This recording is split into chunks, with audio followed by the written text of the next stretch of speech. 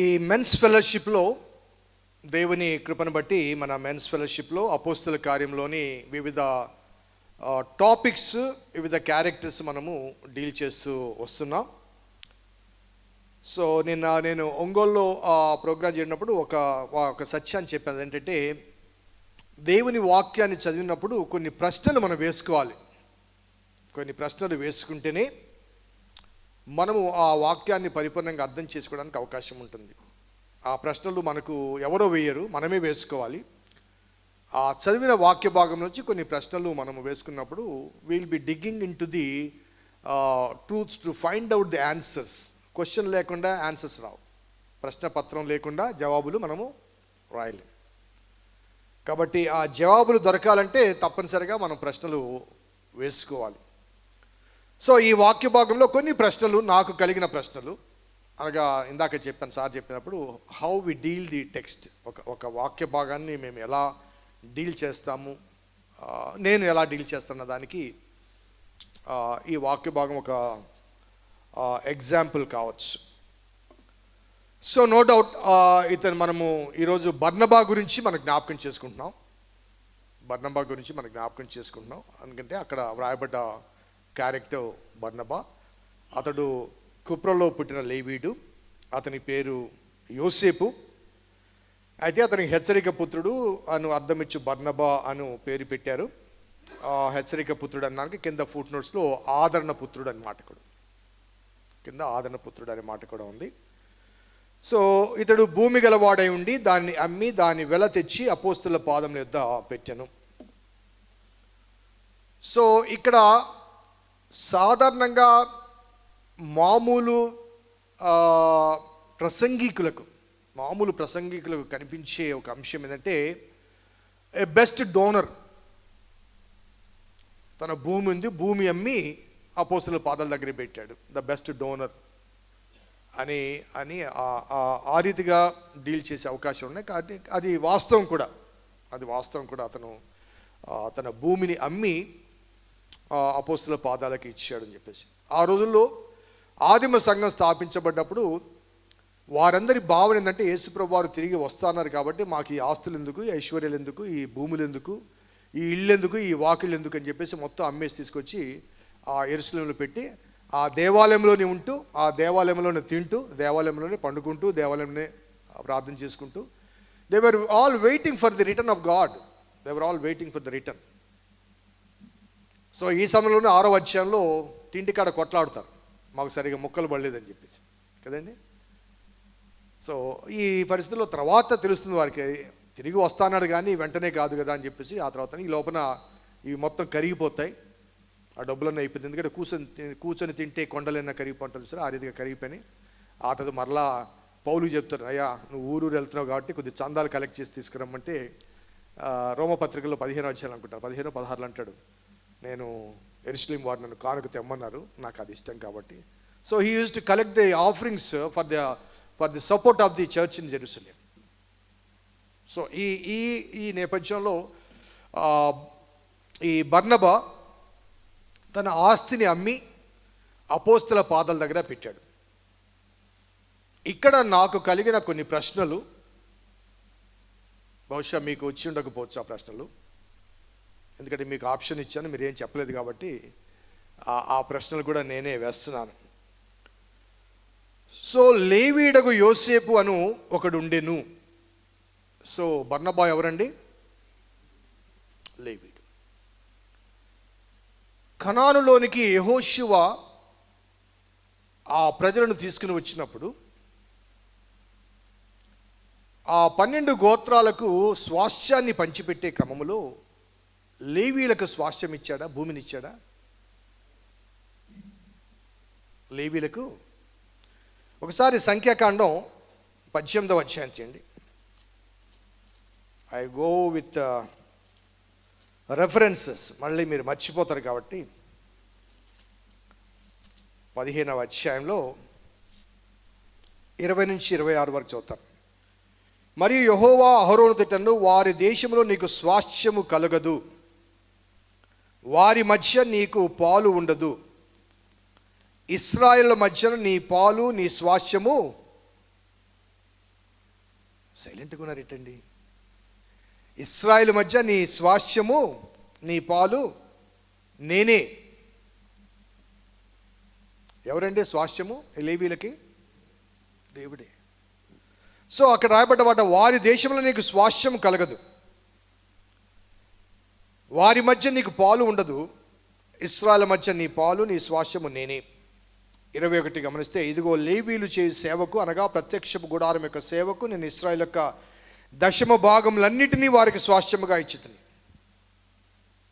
అలాగే 25వ వచనం, మరియు యెహోవా మోషేకు ఇలాగ సెలవిచ్చెను, నీవు లేవీలు తిట్టనము, నేను ఇశ్రాయేలు చేత మీకు స్వాస్థ్యముగా ఇప్పించిన దశమ భాగములో మీరు వారి యొద్ద పుచ్చుకున్నప్పుడు మీరు దానిలో అనగా ఆ దశమ భాగమును యెహోవాకు ప్రతిష్టార్పంగా చెల్లించవలను.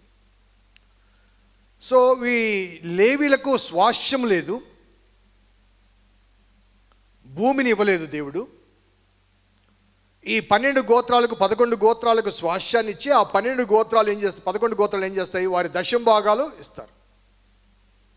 వారి దశమ భాగాలు అనగా దశమ భాగం ఇటు ఇచ్చినప్పుడు వారికి ఎంత ఉంటుంది? 11 గోత్రాలకి 90 ఉంటుంది. వీళ్ళకి ఎంత ఉంటుంది? 11 టెన్స్. అంతే కదండి. 11 గోత్రాల వారు దశమ భాగాలు ఇచ్చినప్పుడు 11 టెన్స్. అందులోంచి మీరు కూడా దశమ భాగాల, చాలామంది పాస్టర్లు దశమ భాగాలు ఇవ్వరు, మేము ఇవ్వకూడదు, మేము తీసుకునే వాళ్ళమే, కానీ ఇవ్వాలని ఉంది అక్కడ, దశమ భాగాలు ఇవ్వాలని. సో ఈ నేపథ్యంలో మొదటి ప్రశ్న ఏంటంటే, కుప్రలో పుట్టిన లేవీయుడగు యోసేపు, అతని పేరు బర్నబా. సో లేవీయునికి స్వాస్థ్యము కలగకూడదు అని దేవుడు చెప్పాడు. అలాంటప్పుడు బర్నబాకు భూమి ఎక్కడిది? భూమి అందించడానికి భూమి ఎక్కడిది? ఆలోచిస్తారా? కొద్దిగా మెదడుకు మేత.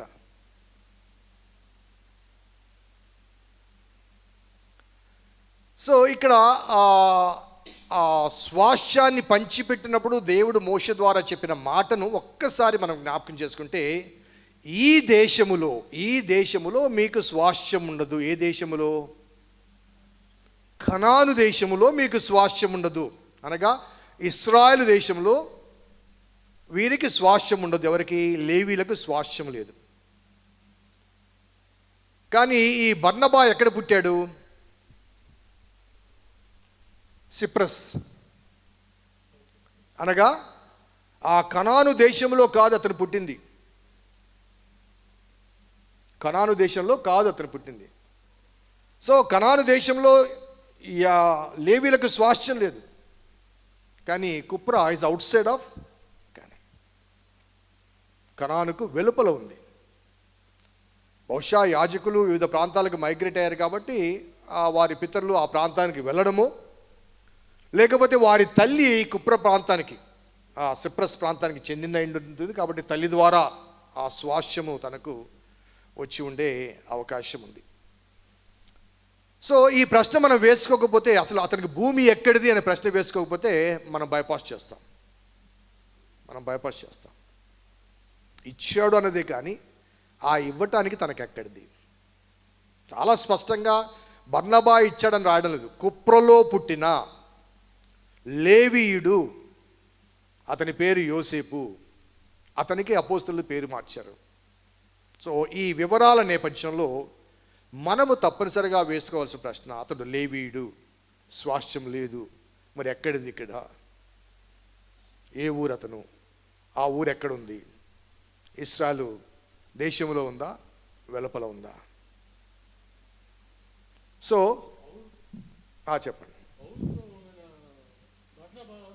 ఆయనే, ద సేమ్ పర్సన్. అక్కడికే వస్తాను. సో ఇతను 4వ అధ్యాయంలో, అపోస్తలుల 4వ అధ్యాయంలో ఇతను తన దేవుని నమ్మి వెంబడించి సువార్తికుడిగా మారాడు కాబట్టి, ఇక ఆ ఇశ్రాయేలు దేశం వెలుపల ఉన్న తన స్వాస్థ్యం తనకు అక్కర్లేదు అనుకున్నాడు కాబట్టి దాన్ని అమ్మేసి, కొన్నిసార్లు మనము వేరే ప్రదేశానికి మైగ్రేట్ అయినప్పుడు మన సొంత ఊర్లో నేటివ్ ప్లేస్లో కొంత ల్యాండ్ మిగిలిపోయి ఉంటుంది. మనం వెళ్ళకపోతే అది ఎవరో ఒకరు ఆక్రమిస్తారని చెప్పి దాన్ని అమ్ముకొని వచ్చేస్తుంటాం. అట్లా మన వాళ్ళు చాలామంది అట్లా పోగొట్టుకున్న వాళ్ళు కూడా ఉన్నారు నాకు తెలుసు. మన చర్చ్లోని వివిధ ప్రదేశాల్లో నెల్లూరుకి మైగ్రేట్ అయ్యి ఇక్కడ సెటిల్ అయ్యారు. అన్ఫార్చునేట్లీ వాళ్ళకు సొంత ఊర్లో ఉన్న ప్రాపర్టీస్ సిబ్లింగ్స్ అన్నదమ్ములు ఎవరొకరు లాగేసుకున్నారు. సో ఆ రీతిగా he is originally from Cyprus, a Levite, and he has accepted God, and ultimately he was a follower కాబట్టి ఆ ప్రాపర్టీ అది అన్యాక్రాంతం అయిపోతుంది. కాబట్టి అది అమ్మి మినిస్ట్రీకి దారదత్తం చేయడం జరిగింది. So he supports the ministry, and that support ఆయనకు కూడా, ఆయన పరిచర్యకు కూడా ఉపయోగపడింది అని భావించవచ్చు. అలాగే ఈ గివింగ్ విషయంలో చాలామందికి డిఫరెంట్ అభిప్రాయాలు ఉన్నాయండి. గివింగ్ విషయంలో మన రీసెంట్గా ఎవరో పెద్ద ఆయన మాట్లాడుతూ దశమ భాగాలు పాత నిబంధన ఇదండి, కొత్త నిబంధనలో ఇది లేదు అనే మాట వాడుతుంది. యేసుప్రభు వారు స్వయంగా చెప్పారు, మీరు పుదీనాలోను సోపులను దశమ భాగాలు తీస్తారు, న్యాయాన్ని కనికరాన్ని విస్మరిస్తారు, అది మానక దీనిని చెయ్యండి అంటే. ఏది మానక? ఆ దశమ భాగం అనే ఆ ట్రెడిషన్ మానక. ఎందుకంటే లేవీలు మొత్తం ఆకలితో అయిపోతారు, పాస్టర్లు మొత్తం మీరు ఇస్తేనే కదండి మేము బతికేది కదా. సో ఆ అనుభవాల మధ్య ఒక చిన్న ఎగ్జాంపుల్ నేను చెప్తాను. ఫిలిప్పీలకు రాసిన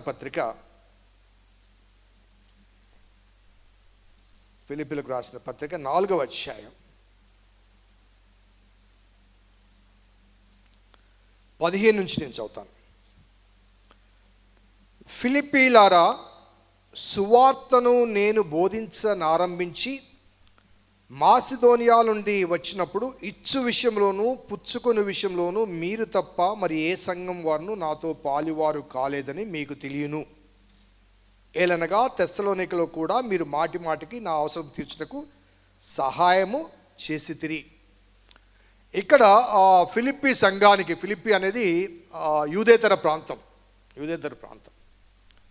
వాళ్ళతో మాట్లాడుతూ ఏమంటే ఇచ్చు విషయంలో కానీ పుచ్చుకొని విషయంలో కానీ, అనగా నేను మీకు ఆధ్యాత్మిక ఆహారాన్ని అందిస్తున్నాను, మీరు నాకు శారీరక ఆహారాన్ని ఇస్తున్నారు. సో ఇచ్చి పుచ్చుకుంటున్నాం. So you are only the church supporting me in my ministry, not the other churches. కొలస్సీ సంఘం కానీ, గలతీ సంఘం కానీ, కొరింథీ సంఘం కానీ. కొరింథీ సంఘానికి 2 కొరింథీయులు 8వ చాప్టర్లో చాలా గట్టిగా మాట్లాడతాడు, నేను మీ దగ్గర పైసా కూడా తీసుకోలేదు, మీ దగ్గర సేవ చేయడానికి నేను మాసిదోనియా సంఘాల దగ్గర దొంగతనం చేశాను, వారు నిరుపేదలైనను సహాయం చేశారు. ఎవరు మాసిదోనియా అంటే? వీళ్ళే. సో ఇవ్వడం గురించి చెప్తూ దెస్సలోనికలో కూడా మీరు మాటి మాటికి నా అవసరం తీర్చడానికి సహాయం చేస్తుంది అంటూ 17th వర్స్ చాలా స్పష్టంగా చెప్తున్న మాట అంటే, నేను ఈవిని ఆపేక్షించి ఇలాగూ చెప్పుటలేదు. అనగా మీరు బాగా ఇస్తున్నారయ్యా, బాగా సపోర్ట్ చేస్తున్నారంటూ మిమ్మల్ని మెచ్చుకోవడానికి ఇంకా మీరు ఎక్కువ ఇవ్వాలని కాదు, మిమ్మల్ని ఇమ్మని అడగటానికి, మిమ్మల్ని ఈవిని ఆశించి మిమ్మల్ని అడగడం లేదు. మరి ఎందుకు అడుగుతున్నారు అన్నదానికి అక్కడ ఇమ్మీడియట్గా ఏమంటారంటే, కానీ మీ లెక్కకు, లెక్క అంటే రాయలసీమ వాళ్ళు చెప్పాలి, లెక్క అంటే ఏంటి సార్? లెక్క ఉందా అంటారు. సో మీ లెక్కకు విస్తార ఫలము రావాలనని ఆపేక్షించి చెప్పుచున్నాను. మీ లెక్కకు అనగా మీ గివింగ్కి ఇన్ రిటర్న్ ఏం రావాలి? ఫ్రూట్ ఎవరు ఇవ్వాలి? ఆయన ఇవ్వాలి. సో ఇమ్మని నేను ఎందుకు అడుగుతున్నాను? మీకు ఫలము కావాలని. మీరు నాకు ఇస్తారు, దేవుడు మీకు ఇస్తాడు. సో చాలాసార్లు గివింగ్ విషయం నేను చెప్తుంటాను, అన్లెస్ అంటిల్ యూ సీడ్, నువ్వు విత్తనము నాటకుండా మొక్క రాదు. వ్యవసాయదారుడు తనకు పంట వస్తే ఆ పంటలోంచి కొంత మళ్ళా తిరిగి ఆ భూమిలోనే చల్లుతాడు. ఎందుకని చెప్పేసి ఆ 100% తినేసాడు అనుకోండి, నెక్స్ట్ ఇయర్ పంట ఉండదు. So why do we seed? ఎందుకు విత్తుతాం? నెక్స్ట్ ఇయర్ మళ్ళీ కోయాలి కాబట్టి. విత్తడం ఆపేస్తే కోత ఉండదు. సో ఆయన కోస్తాడు మనల్ని.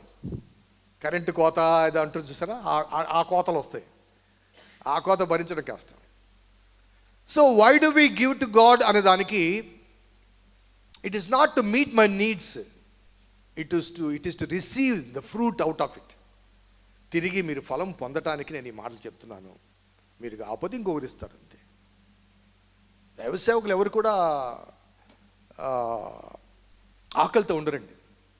దేవుని వాక్యం ఎందుకంటే నీతిమంతుడు భిక్షమెత్తుట కానీ, వారి విడవబట్ట కానీ, వారి సంతానము భిక్షమెత్తుట కానీ నేను చూచి ఉండలేదని. He knows. ఏలియాకు కాకులు పంపించాడు కదండి, చెప్పాను ఒకసారి మొన్న కాకుల గురించి. కాకులు పంపించాడు. ఆ వాగు ఎండిపోతే సారేపోతే విధవరాలు దగ్గర పంపిస్తాడు.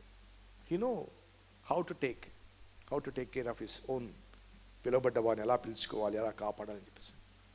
ద ప్రాబ్లమ్ ఇస్ మనము వీల్ బి ద లూజర్స్. కొన్నిసార్లు ఇవ్వడంలో లోపం ఉంటుంది, కానీ అడగడంలో మాత్రం అధికం ఉంటుంది. క్వశ్చనింగ్ చాలా ఉంటుంది. అది చాలా సంఘాల్లో నేను చూశాను. జనరల్ బాడీ జరుగుతుంటుంది, మీటింగ్లు అడుగుతుంటారు. అడిగినప్పుడు ఆ అడిగే వ్యక్తి కనీసం ఎంగిలి చేతితో కాకులు ఆ టైప్ వ్యక్తి లేచి నిలబడి పెద్ద మాటలు మాట్లాడుతుంటారు. ఇచ్చేవాళ్ళు అనగా అన్నీ ఉన్న ఆకు అణిగి మణిగి ఉంటుంది అన్నవాడు సైలెంట్గా వెళ్ళిపోతాడు. దేవునికి ఇచ్చాను ఇంకంతే, నాకు అవసరం లేదు, వెళ్ళిపోతాడు. సో ఈ బర్నబా ఈజ్ అ లీవైట్. మర్చిపోవద్దు మీరు, ఎప్పటికీ కళ్ళలో కూడా మర్చిపోద్దు ఈ 2 వచనాలు. Is a Levite, is not suppose to have a property ఎక్కడ, in the promise land, but he has a property where, outside of the promise land. ఆ ప్రాపర్టీ అమ్మి అపోస్తల పాదాల దగ్గర పెట్టారు. So beautiful character.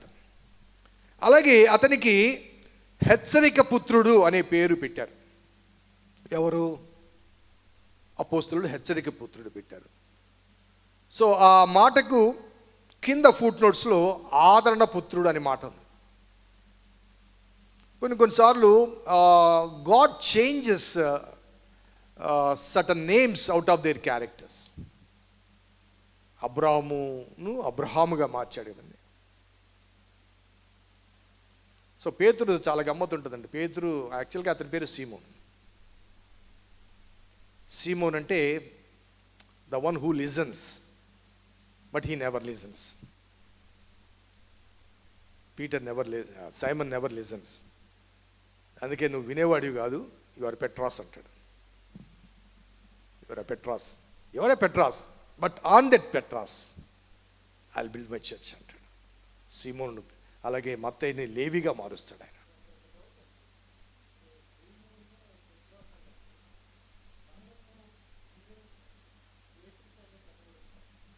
పేతురు పైన కాదండి, ద పెట్రాస్ యొక్క ఫెయిత్ మీద. అక్కడ కొన్ని పేతురు పత్రికలోనే పేతురు మాట్లాడుతూ ముఖ్యమైన మూల పునాది రాయి క్రీస్తు అంటాడు. క్రీస్తు అనే బండ మీద అంటాడు, ఇక్కడ రాయి అంటాడు. బండ అంటే ఏంటండి? Big stone. సో ఫౌండేషన్ వేసినప్పుడు కింద మనము కాంక్రీట్ రాళ్ళతో కట్టి దాని మీద ఇటుకలు పేరుస్తాం. కింద ఫౌండేషన్లో ఇటుకలు వేయం. So on that rock, so Peter will be building the church. ఆ నిర్మాణానికి ఫెయిత్ అవసరం. ఫౌండేషన్ పునాది క్రీస్తు అన్నమాట వాడతాడు పేతురు. అనగా మేబీ పేతురు ఆ పత్రిక రాసే కాలానికి ఈ మత్తయి సువార్త 16:16లో ఉన్న ఈ వాక్య భాగాన్ని తీసుకొని people may be looking towards Peter, you are the foundation. No, I'm not the foundation.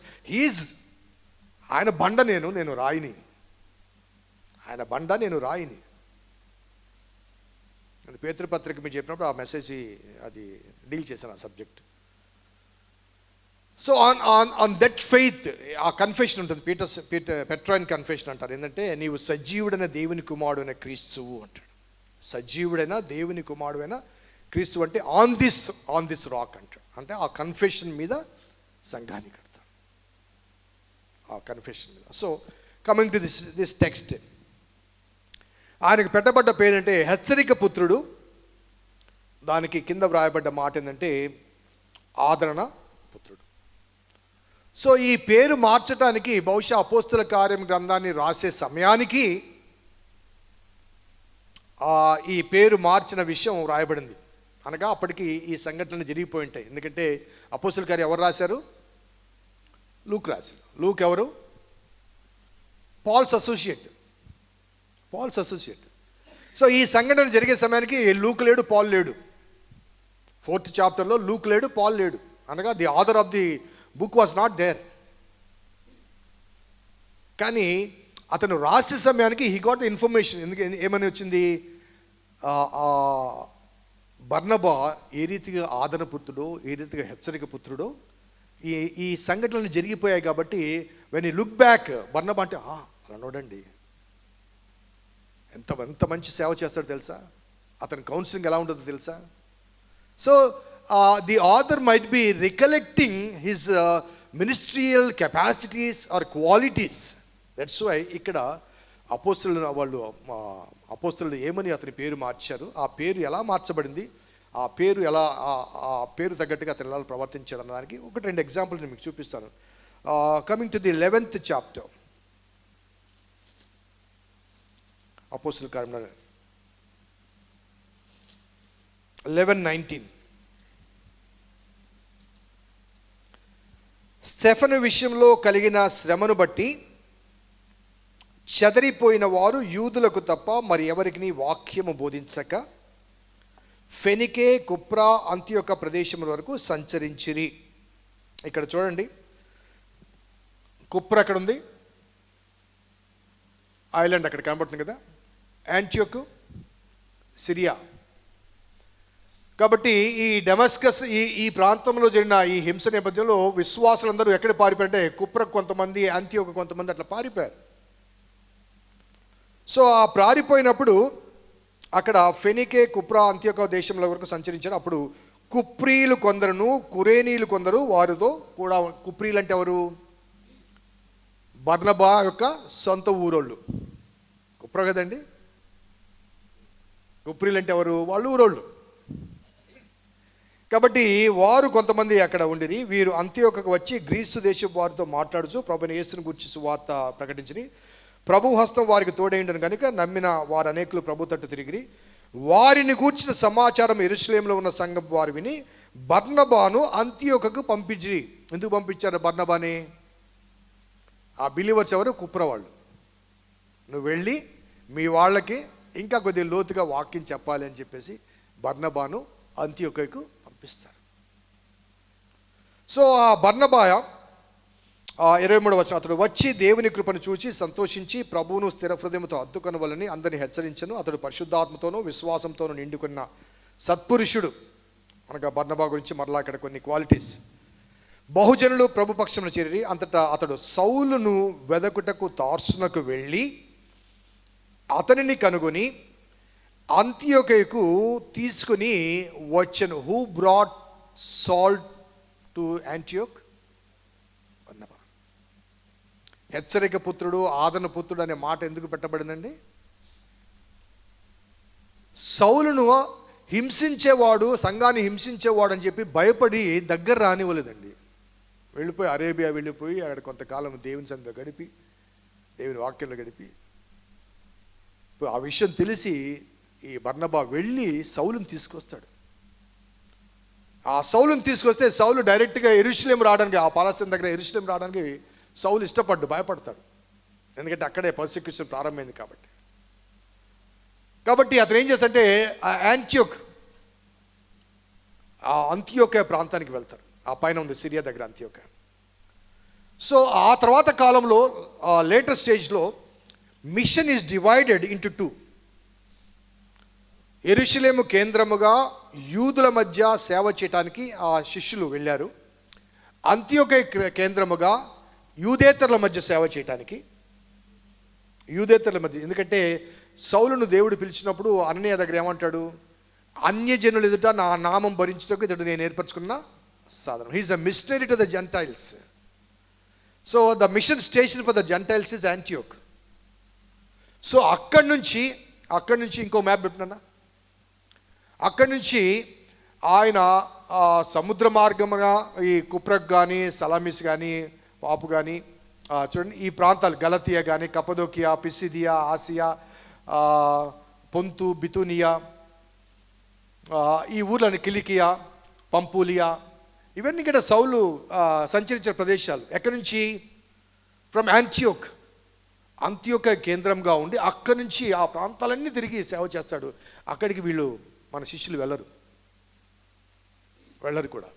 ఎందుకంటే వారు చాలా వరకు పాలస్తీనా వదిలిపెట్టి ఇక్కడ సిరియా కింద జెరూసలేం చూడండి ఆ చుట్టుపక్కలలోనే ఎక్కువ కేంద్రమయ్యారు. ఆ తర్వాత చీట్లు వేసుకొని వివిధ దేశాలకు వెళ్ళిపోయారు. వాళ్ళు ఎక్కడ ఏం చేశారన్నది వివరాలు మనకు తెలియదు. ఎందుకంటే అపోస్తలుల కార్యం రాసింది లూకా పౌలుతో ఉన్నాడు కాబట్టి ఆ ఇన్ఫర్మేషన్ మాత్రమే మనకు రికార్డ్ చేయబడింది. వాళ్ళ ఇన్ఫర్మేషన్ మనకు లేదు కాబట్టి బైబిల్లో లేదు. ఒకవేళ లూకా అన్ని ప్రదేశాలు తిరిగింటే భారతదేశంలో తోమ ఏం చేసాడో కూడా మనకు రికార్డులో ఉండి ఉండేది. The author Luke was with Saul. So ఈ ప్రాంతాలన్నింటిలో కూడా తాను తిరిగి అంత్యోక్య. సో ఈ అంత్యోక్యకు సౌలును తెచ్చింది ఎవరు చెప్పండి? సౌలును తెచ్చింది ఎవరు? బర్నబా. సో బర్నబా ఆస్తి ఇచ్చాడు అన్నది మాత్రమే చూస్తున్నాం, కానీ ఏ సైలెంట్ మ్యాన్. ఒకదంటే the inspiration behind the ministry of పౌలును తీసుకొచ్చి అంత్యోక్యలో పెట్టి అక్కడ మొట్టమొదట శిష్యులు క్రైస్తవులు అనబడిరి అనే మాట 11వ అధ్యాయంలో కనబడుతుంది. ఆ తర్వాత 13వ అధ్యాయంలో చూడండి 13:2 వారు ప్రభువును సేవించుచు ఉపవాసం చేయుచుండగా పరిశుద్ధాత్మ నేను బర్నబాను సౌలును పిలిచిన పని కొరకు వారిని నాకు ప్రత్యేకపరచుడని వారితో చెప్పెను. అంతటా వారు ఉపవాసం ఉండి ప్రార్థన చేసి చేతి నుంచి వారిని పంపిరి. 7వ వచనం చూడండి. ఇతడు వివేకము గల వాడే అతడు బర్నబాను సౌలును పిలిపించి దేవుని వాక్యము వినగోరెను. ఆ తర్వాత కొంతకాలానికి 43వ వచనం చూడండి. పౌలు బర్నబా. 46 చూడండి. పౌలు బర్నబా. 50 చూడండి. పౌలు బర్నబా. సో ఈ పౌలును తెచ్చింది బర్నబా. మొదట పరిచయం చేయబడ్డ ప్రారంభంలో దేవుడు అంత్యోక్య సంఘంలో బర్నబాను పౌలును నా కొరకు ప్రత్యేకపరచుంటే వీళ్ళిద్దరు కలిసి మినిస్ట్రీకి వెళ్తారు. వెళ్ళిన ప్రతి ప్రదేశంలో కూడా బర్నబా ముందున్నాడు, పౌలు ముందున్నాడా? పౌలు ముందున్నాడు. సో బర్నబాకు తెలుసు దేవుడు పౌలును వాడుకుంటున్నాడు మెయిన్ స్పీకర్ కాబట్టి తాను పౌలును నేను తెచ్చా నిన్ను, నువ్వేంటి పక్కనుండు అని కాకుండా తాను పక్కకు తప్పుకొని సౌలుకు ప్రాధాన్యత ఇచ్చి సౌలు ద్వారా పరిచర్య కొనసాగింపచేస్తాడు. He was equally qualified and called by God when they were praying in the church at Antioch. అంత్యోక్య సంఘంలో ప్రార్థన చేస్తున్నప్పుడు దేవుడు ఇద్దరిని పిలిచాడు. కానీ ఎప్పుడైతే దేవుడు పౌలును అధికంగా వాడుకుంటున్నాడో బర్నబా మెల్లిగా వెనక్కి. ఆ హెచ్చరిక పుత్రుడు అనే ఆ మాట అంటే పౌలును ట్యూన్ చేసింది కానీ, ట్రైన్ చేసింది కానీ, ముందుంచి నడిపించింది కానీ ప్రారంభంలో బర్నబా. ఆ తర్వాత మొదటి ప్రయాణంలో బర్నబా మేనలుడు మార్కుని వెంట పెట్టుకుని వెళ్తారు. బర్నబా మేనలుడు నేను ఇంతకుముందు ఒకసారి చెప్పాను అనుకుంటాను, ఆ మేడగది వృత్తాంతం చెప్పారు మార్క్ ఎవరని. పేతురు చెరలో ఉన్నప్పుడు ప్రార్థన చేసిన ఇల్లు మరియది. ఆ మరియ తమ్ముడు బర్నబా, ఆ మరియ కుమారుడు మార్కు. ఆ ఇంట్లోనే మేడగదిలో దేవుడు లాస్ట్ సప్పర్ నిర్వర్తిస్తాడు. So that family. సో ఇక్కడ 15వ అధ్యాయానికి వచ్చేసరికి ఫస్ట్ జర్నీ అయిపోద్ది, మొదటి ప్రయాణం అయిపోతుంది. రెండవ ప్రయాణానికి సిద్ధపడుతుంటారు. మళ్ళీ ఒకసారి వెళ్ళొద్దామని చెప్పేసి పౌలు బర్నబాలు ఇద్దరు సిద్ధపడుతుంటే 36 నుంచి నేను చదువుతాను చూడండి. కొన్ని దినములైన తర్వాత ఏ పట్టణంలో ప్రభు వాక్యం ప్రచురపరిచితమో ఆయా ప్రతి పట్టణంలో ఉన్న సహోదరుల యొద్దకు తిరిగి వెళ్ళి వారు ఎలాగున్నారో మనము చూతమని పౌలు బర్నబాతో అనెను. అనగా let's go and see first విజిట్లో వెళ్ళాము, మనం సేవ చేశాం కదా, వాళ్ళు మళ్ళీ ఎలా ఉన్నారో చూసి వద్దామని అప్పుడు మార్కు అను మారు పేరు గల యోహానును వెంట పెట్టుకొని పోవుటకు బర్నబా ఇష్టపడెను.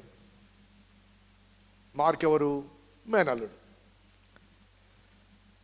38 అయితే పౌలు పంపూలియాలో పని కొరకు తమతో కూడా రాక తమ్మును విడిచిన వాణ్ణి వెంట పెట్టుకొని పోవుట యుక్తము కాదని తలంచెను.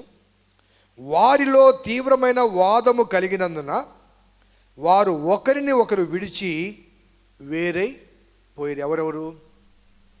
బర్నబా, పౌలు. ఎవరి గురించి? మార్కు గురించి. ఒక్కసారి ఆలోచించండి. అక్కడ పౌలును అనుసరించి మార్కు వద్దనే, పౌలు ఇష్టం లేదు, పౌలు వద్దంటున్నాడు కాబట్టి నువ్వు ఉండలే అని వదిలేసింటే మనకు ఫస్ట్ గాస్పల్ వచ్చేది కదండి,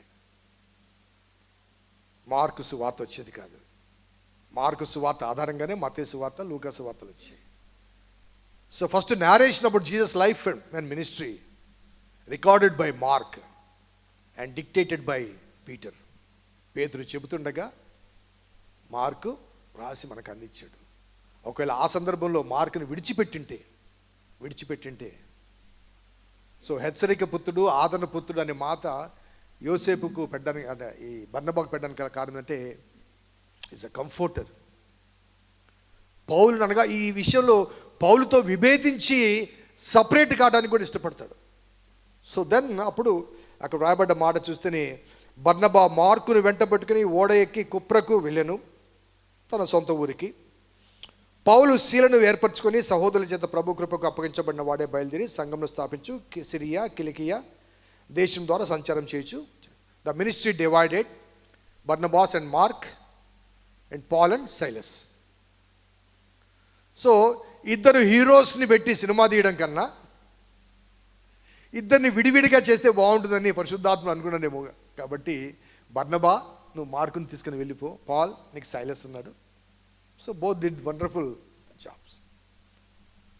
సో ఈ 2 వచనాల్లో మనం చదివిన 2 వచనాల ఆధారంగా ఈ బర్నబా గురించి ఈ విషయాలు మాట్లాడడం అంటే ఈ ఇన్ఫర్మేషన్ గ్యాదర్ చేయడం ఏంటంటే మనము కొన్ని ప్రశ్నలు వేసుకుంటేనే, నేను ఇప్పుడు చెప్పిన జవాబుల నేపథ్యంలో మనం చదివిన ప్రతి వాక్య భాగానికి కొన్ని ప్రశ్నలు తప్పనిసరిగా వేసుకోవాలి. చదువుకుంటూ పోవడం కాదు, బైపాస్ చేయడం కాదు. సో ఈ 2 వచనాలు మనకి ఎన్ని ప్రశ్నలు వచ్చాయి ఒకసారి చెప్పండి.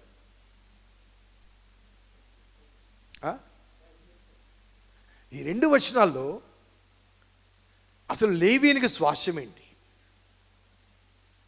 అతను ఎక్కడి వాడు, ఏ ఊరు వాడు? కుప్రా. సో ఆ స్వాస్థ్యాన్ని తీసుకొచ్చి వీళ్ళ దగ్గర పెట్టడం ఏంటి, అతనికి పేరు మార్చడానికి గల కారణం ఏంటి, ఆ మార్చిన పేరు ద్వారా ఆ టైటిల్ అతనికి ఇవ్వడానికి గల ఇన్సిడెంట్స్ ఏంటి, సంఘటనలు ఏంటి. సో ఇలా ప్రశ్నించుకుంటూ పోతే that is how the devotion goes, meditation goes. Bible అధ్యయనం అంటే అలా ప్రశ్నించుకుంటూ జవాబులు వెతుక్కుంటూ జవాబులు తీసుకుంటూ వెళ్తేనే బైబిల్ని మనము స్టడీ చేయడానికి అవకాశం ఉంటుంది. ఈ క్యారెక్టర్ అయిపోయిన వెంటనే మనకు ఇంకొక నెగిటివ్ క్యారెక్టర్ వస్తాడు 5వ అధ్యాయంలో. ఎవరున్నారండి? సో ఒక పాజిటివ్ క్యారెక్టర్, నెగిటివ్ క్యారెక్టర్, అది నెక్స్ట్ వీక్ మనం మాట్లాడుకుందాం.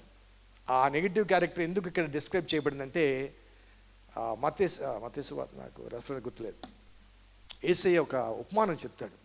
వ్యవసాయదారుడు గోధుమలు గింజలు విత్తిపోగానే మధ్యరాత్రి వెళ్ళి అపవాదం చేస్తే గురుగులు విత్తేసి, ప్రభువా సాతాను వచ్చి గురుగులు విత్తాడంటే రాని చూద్దాం, ఇప్పుడు అవి పెరిగితే ఇవి కూడా పోతాయని చెప్పేసి. సో ఆదిమ సంఘము ఎంతగా ఎదుగుతూ ఉందో వాక్యంలో, ఐక్యతలో, అంత విగరస్గా అపవాది కూడా పనిచేశాడు. 5వ అధ్యాయంలో అననీయ సప్ఫీరాలు కనపడతారు. 6వ అధ్యాయంలో తిండికాడ కొట్లాడతారు. 7వ అధ్యాయంలో స్టెఫెను చంపుతారు. 8వ అధ్యాయంలో పౌలు ఇంటింటది వచ్చి అందరిని చంపడం మొదలెడతాడు. సో ఈక్వల్, మనం పాజిటివే కాదు, సాతాను కూడా తాను చేయాల్సిన పని చేస్తూనే ఉన్నాడు. సో ఆనాడు ఆదిమ సంఘాన్నే విడిచిపెట్టని సాతాను ఈనాడు మన సంఘాన్ని వదిలిపెడతాడా? So we need to be cautious, taking the biblical examples మన వ్యక్తిగత సంఘ జీవితానికి బైబిల్ సంబంధమైన ఎగ్జాంపుల్స్ ఆధారంగా తీసుకుని మనము జాగ్రత్తగా ఉండాలి. మన బిహేవియర్లో కానీ, మన యాటిట్యూడ్లో కానీ, మన సంఘ పరిచర్యలు కానీ, మనకి ఇవ్వబడిన బాధ్యతల విషయంలో కానీ we are responsible to give an account to God. ఆ విషయాన్ని విస్మరించకుండా ముందుకు సాగాలి. పరిశుద్ధాత్మదేవుడు మనకు సహాయం చేయను గాక. చిన్న మాట ప్రార్థన చేద్దాం. ఫినిషియా అంటారు చూడండి, ఫినిషియా. వేరే మ్యాప్లో ఉందా మనం?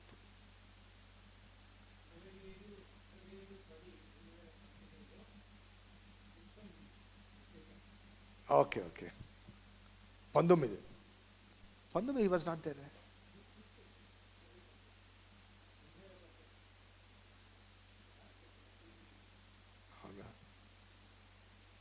Let's pray. కృపగల దేవా, దయగల తండ్రి, మీ పాదములకు స్తోత్రము చెల్లిస్తున్నాం నాయన. నీ ఉచితమైన దయా సంకల్పాన్ని బట్టి మెన్స్ ఫెలోషిప్లో కూడా ప్రభా మరి కొన్ని అంశంలో మేము స్టడీ చేస్తున్నాం. ఎందుకంటే మాకు సమయం చాలా తక్కువగా ఉంది నాయన. బైబిల్లో చాలా అంశాలు మాకు తెలియకుండానే ఇగ్నోరెన్స్లో మేము వెళ్ళిపోతున్నాం. మా జీవితంలో చాలా సమయాన్ని వ్యర్థపరిచాం, వృధాపరిచాం. ఇప్పటికైనా కళ్ళు తెరిచాం, మేల్కొన్నాం, ప్రయాసపడుతున్నాం. కానీ దానికి తగిన రీతిగా స్పందన కూడా రావాలి ప్రభువా. సహాయం చేయమని వేడుకుంటూ మా పురుష సమాజాన్ని అభివృద్ధి పరచండి, హెచ్చించండి, దీవించండి, బలపరచమని వేడుకుంటూ ఈ కార్యక్రమంలో పాల్గొంటున్న ప్రతి విధంగా దీవించమని ఆశించమని మా రక్షకుడు, మా విమోచకుడు, సజీవుడైన యేసు నామమున అడిగి వేడుకుంటున్నాం తండ్రి. ఆమేన్. God bless you.